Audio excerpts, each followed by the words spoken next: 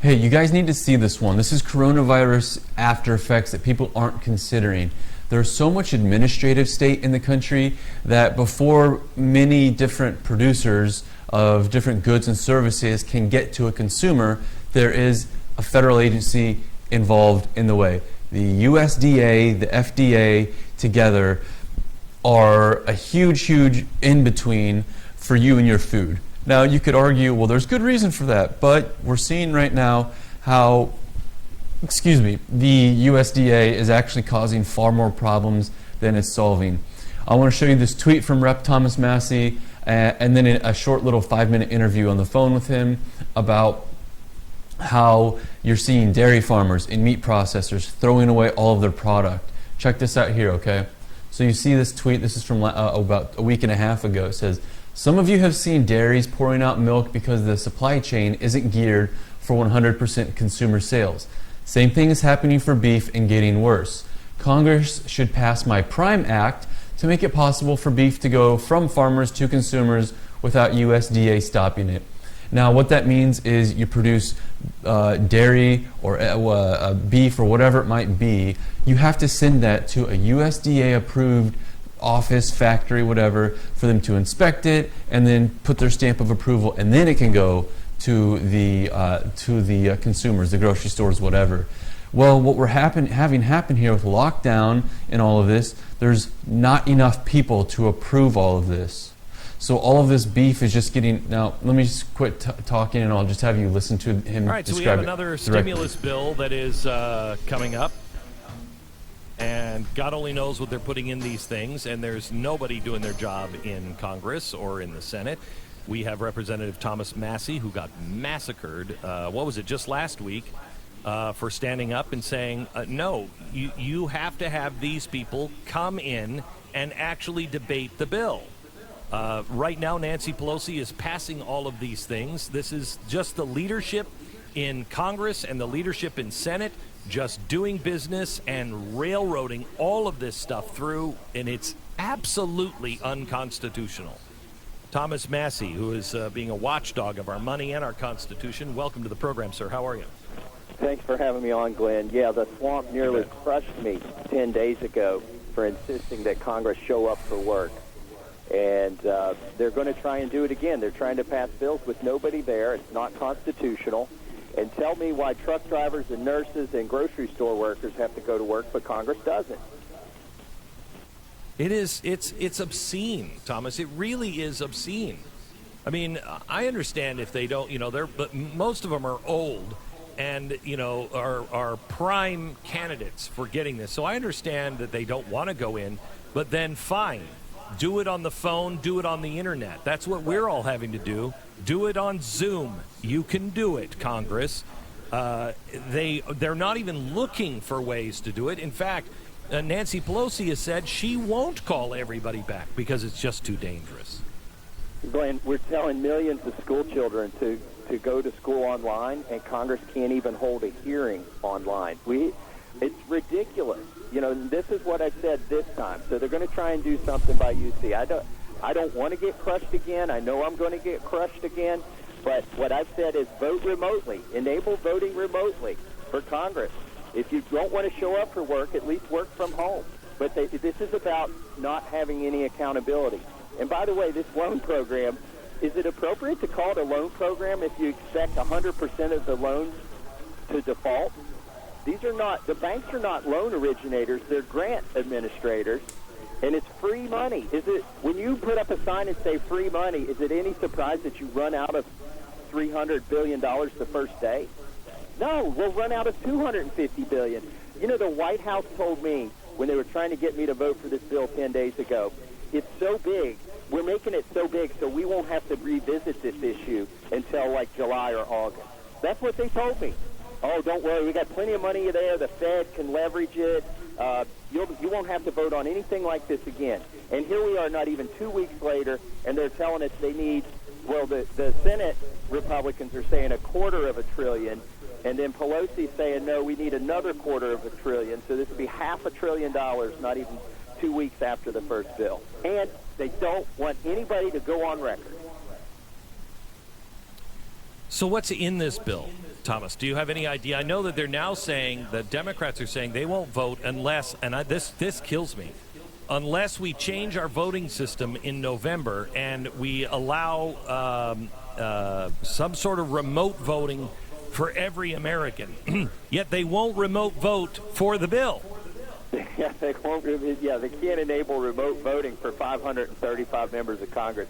I don't think it's going to go well with the general public. By the way, that's a state issue. There are states that have mail-in ballots, and there are states that don't. There's no reason to nationalize this. This is something that the states handle. People need to get out their constitutions and look at them. And I will tell you something, Glenn. I see a very grim future here in a few weeks if the governors don't reverse course. The assembly lines are shutting down. People, when you see these jobless numbers, those are people who aren't going to the factories and aren't working.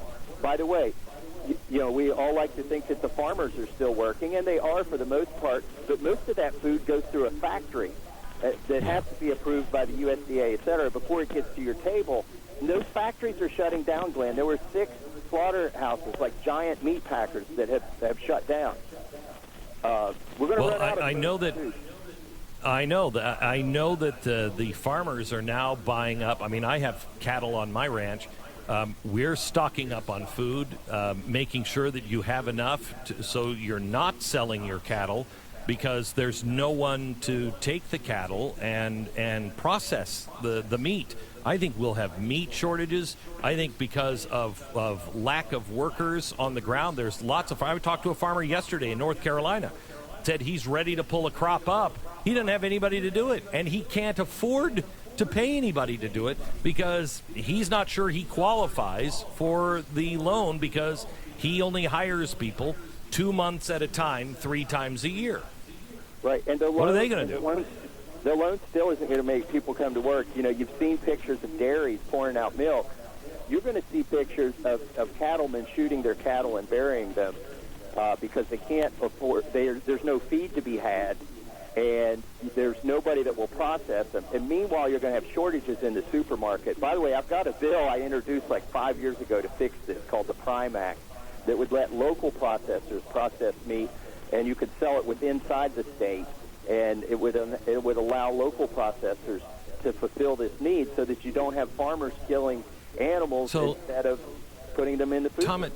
Thomas, that is the kind of thinking that we need to get on. You know, Donald Trump was made fun of because America first, but that is think globally, act locally. Every hippie understands that. Yeah. And all you're saying is give the local people a chance to do things without having to go through the federal government. Let the states do it, the way our Constitution was built. So what's the holdup on this one? Well, you know, ironically, I have the hippies in Congress have co-sponsored my bill. It's a collection of conservatives and hippies, and the red tape is going to cause people to starve here in a few weeks. I'm telling you, if something doesn't change, it's going to get ugly. And the people who are still going to work, the productive members of society, they're going to when neighbors start taking stuff from other neighbors, and they're going to be able to justify it in their mind, right? They're going to look at a neighbor who's got all this food and say, you know, my kid needs to eat. That guy hoarded food. That's not fair. I'm going to take his stuff. When people start taking other people's stuff, then the productive members of society are going to stay home to guard their stuff, and it's going to just grind to a halt so quickly. And we are weak. Wait, we are weeks away. This is quite a charge. I've been talking about food shortages now for a while, but I don't predict them coming this quickly. But this is quite a charge because nobody is talking about this. Where are you getting this feeling, Thomas, that we are that close to food shortages, significant food shortages? Talking to Congressman Thomas Massie. There's an article out yesterday that talks about 6 of the big giant meat processing plants. I mean, one of these handles like 1,900 cattle a day, shutting down, because the workers have the virus, and they don't have the tests to know that which workers don't have it, et cetera, et cetera. There are articles out there, and just myself, being a farmer, I've got 65 cattle. And I can tell you the price of cattle is going down. Meanwhile, the price of beef is going up in the supermarket, and it's caused because the supply chains are brittle. Okay, so I'm going to end it there. You guys can find this if you want to. It's easy enough on YouTube. Here's the point of the thing. Like I mentioned earlier and in previous videos all the time, just think 2 steps down of what's going on. We shut everything down. Okay, the supply chains. He said right there that 6 of the major factories in the country have closed because of this lockdown thing. Well, I don't know if you're aware, but up in South Dakota, another one is closing, one of the biggest in the country, again, because they had something like a huge coronavirus outbreak. I was about to say the percentage, but I don't remember. I think it's like 40% of employees. This is bizarre. This is weird. This is completely avoidable as well. Because if we could just cut out a lot of these administrative beasts that get in the way and force parties to first come up to us and talk to us and get our approval. Well, now we can't because those USDA factories are shut down. You know, maybe a fact, and you also heard them talking about this bailout thing. Does this even help the farmers? The farmers, you know, it's such a unique case because, like Glenn Beck said right there, they have a couple of months out of the year where they're extremely busy, and then the rest of the year where they're not nearly as busy. This is going to be a very bizarre situation. Like Rep. Thomas Massey says here, it might not be a bad idea to stock up on a few pounds of meat right now while you can get it. And so anyway, I just want to throw this little data point out there to you guys. Comment below.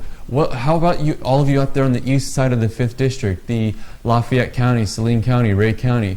What are you guys seeing? If you guys are out there and you're listening to this part, will you reach out to me if you know local farmers and producers that I can connect with people in the city? Because I'm sure that you don't just want to waste that meat. I'll be glad I've got the contacts. We can put together a huge advocate system in our district to connect buyers and sellers. Now, obviously, we'll have to look into the specifics and the logistics of it, but if it's possible, here we go. We have a platform. I can get you in front of the right people so that we don't have to waste and we can really support our neighborhoods and our communities. Anyway, everybody, that's all I've got for you right now. I just wanted to bring up this really bizarre little case point to you. See you next. My name is Ryan Derks. I'm running from Missouri's 5th Congressional District, and I approve this message.